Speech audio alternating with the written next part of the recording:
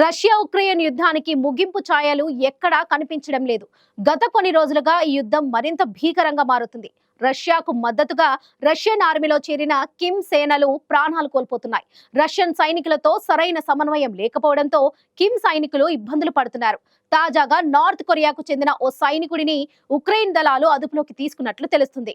కూక్స్ ప్రాంతంలో పోరులో పాల్గొన్న కిమ్ సైనికుడిని అదుపులోకి తీసుకున్న కొన్ని గంటల్లోనే తీవ్రమైన గాయాలతో అతడు మృతి చెందినట్లు తెలుస్తుంది.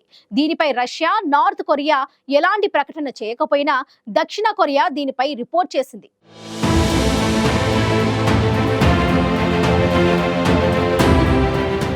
2022 ప్రారంభంలో మొదలైన రష్యా ఉక్రెయిన్ యుద్ధం దాదాపు 3 ఏళ్లుగా కొనసాగుతూనే ఉంది. ఈ యుద్ధంలో వేల మంది సైనికులు ప్రాణాలు కోల్పోతున్నా యుద్ధం మాత్రం ఎక్కడా ఆగేలా కనిపించడం లేదు. ఈ నేపథ్యంలో పుతిన్తో ఉత్తర కొరియా అధ్యక్షుడు కిమ్ తనకు ఉన్న స్నేహంతో రష్యా సైన్యాన్ని బలోపేతం చేయడం కోసం తమ సైనికులను యుద్ధరంగంలోకి దించారు. ఉక్రెయిన్ సరిహద్దులోని దాదాపు 3 గ్రామాల్లో 10,000 మంది కిమ్ సైనికులు మోహరించారు. ముందుగా వీరికి శిక్షణ ఇప్పించి తర్వాత కథన రంగంలోకి దింపారు. అయినప్పటికీ భాష సమస్య కారణంగా మాస్కో, కొరియన్ సేనల మధ్య సమన్వయం లోపించి ఇబ్బందులు ఎదుర్కొంటున్నారు. ఇటీవల ఉక్రెయిన్కు చెందిన డ్రోన్లు తరుముకొస్తుంటే కిమ్ సైనికులు ప్రాణాలు కాపాడుకునేందుకు పరుగులు తీసిన వీడియో సోషల్ మీడియాలో వైరల్గా మారింది.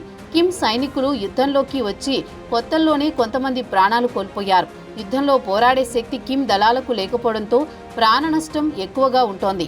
తాజాగా వేల మంది కొరియన్ సైనికులు చనిపోయి ఉండడమో లేదా గాయపడడమో జరిగిందని ఉక్రెయిన్ అధ్యక్షుడు జెలెన్స్కీ వెల్లడించారు. ఇక యుద్ధంలో చనిపోయిన నార్త్ కొరియా సైనికులను గుర్తుపట్టకుండా ఉండేందుకు వారి ముఖాలను రష్యా కాల్చేస్తోందని జెలెన్స్కీ ఆరోపించారు.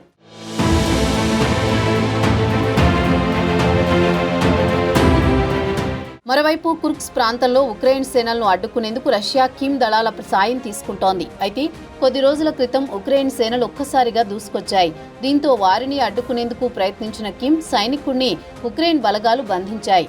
అయితే కొద్ది గంటలకి అతడు గాయాలతో ప్రాణాలు కోల్పోయినట్లు తెలుస్తోంది. రష్యా తరపున యుద్ధంలో పాల్గొంటున్న ఉత్తర కొరియా సైనికులు భారీ సంఖ్యలో మరణిస్తున్నారని తొలుత దక్షిణ కొరియా పేర్కొంది. ఈ క్రమంలోనే యుద్ధంలో గాయపడిన ఓ సైనికుడిని ఉక్రెయిన్ బందీగా తీసుకుంటున్నట్లు ప్రచారం జరిగింది. దీనిపై అటు ఉక్రెయిన్ కానీ ఇటు ఉత్తర కొరియా కానీ ఎలాంటి ప్రకటన చేయలేదు. తాజాగా దక్షిణ కొరియాకు చెందిన జాతీయ ఇంటెలిజెన్స్ సర్వీస్ దీనిపై ఓ ప్రకటన చేయడం చర్చనీయాంశమైంది.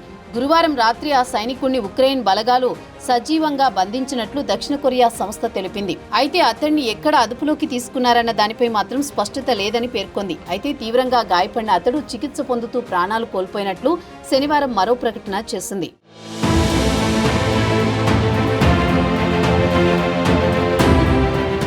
ఇదిలా ఉండగా సుదీర్ఘ కాలం పాటు సాగుతున్న రష్యా ఉక్రెయిన్ యుద్ధంపై రష్యా అధ్యక్షుడు వ్లాదిమిర్ పుతిన్ కీలక వ్యాఖ్యలు చేశారు.